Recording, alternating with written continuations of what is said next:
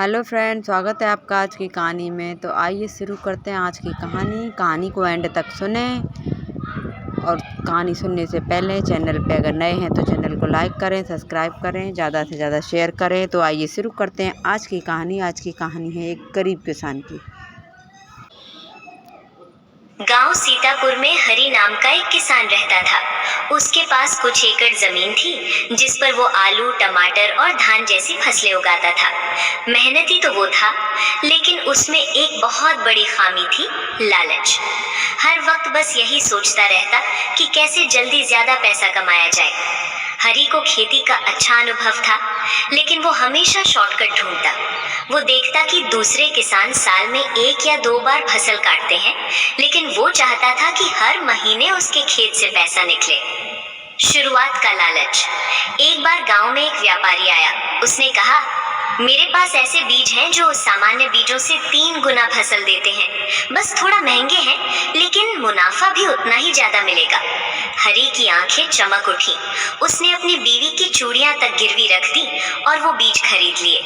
बिना किसी किसान या कृषि अधिकारी से सलाह लिए उसने उन बीजों को खेत में बो दिया। तेज शुरुआत और झूठा आत्मविश्वास। शुरू में तो पौधे बहुत तेजी से बढ़े। हरि को लगा, वाह, ये तो कमाल हो गया। गांव के और किसान जब आते तो वो घमंड से कहता, तुम सब पुरानी सोच में हो, अब खेती विज्ञान से होती है। देखो मेरी फसल कैसी लहर मार रही है। लेकिन ये जोश ज्यादा दिन नहीं चला। बुरा समय।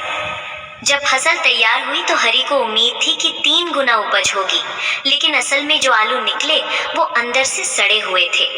पौधे ऊपर से हरे भरे थे, लेकिन जड़ में बीमारी फैल चुकी थी। व्यापारी तो गांव से कब का जा चुका था। बीज असली नहीं थे, नकली और नुकसानदायक। हरि का कर्ज बढ़ गया। घर में खाने के लाले पड़ने लगे। बीवी बोली, मैंने मना किया था, हर बार तुम जल्दी मुनाफे के चक्कर में फंस जाते हो। हरि ने पहली बार चुपचाप सिर झुका लिया। फिर भी नहीं सीखा। कई लोग इस झटके के बाद संभल जाते हैं, लेकिन हरि को अभी भी लालच नहीं गया था। कुछ महीनों बाद एक और आदमी आया। वो बोला, अगर तुम ये खाद और दवा इस्तेमाल करो तो तुम्हारी फसल इतनी बड़ी होगी कि शहर में भी चर्चा होगी। हरि ने फिर उधार लेकर वही किया। इस बार जमीन इतनी खराब हो गई कि 2 साल तक उसमें कुछ नहीं उग सका। बदलाव की शुरुआत। अब गांव में हर कोई उसे लालची हरि कहने लगा। बच्चे तक उसका मजाक उड़ाते थे। एक दिन गांव में एक वृद्ध किसान रामकिशन जी आए, जो वर्षों बाद विदेश से लौटे थे। वे खेती के नए तरीकों और जैविक खेती के विशेषज्ञ थे। उन्होंने गांव के लोगों को बुलाकर एक सभा की और बोले, अगर खेती को धरती माँ समझकर करोगे तो वो तुम्हें कभी भूखा नहीं रखेगी, लेकिन अगर उसे सिर्फ पैसा कमाने का जरिया समझोगे तो वो धीरे धीरे जवाब दे देगी। हरि चुपचाप सब सुन रहा था।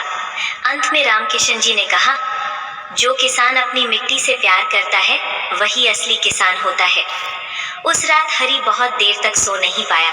उसे अपनी बीवी के आंसू, खेत की सूखी मिट्टी और अपने लालच से बर्बाद घर का दृश्य याद आता रहा।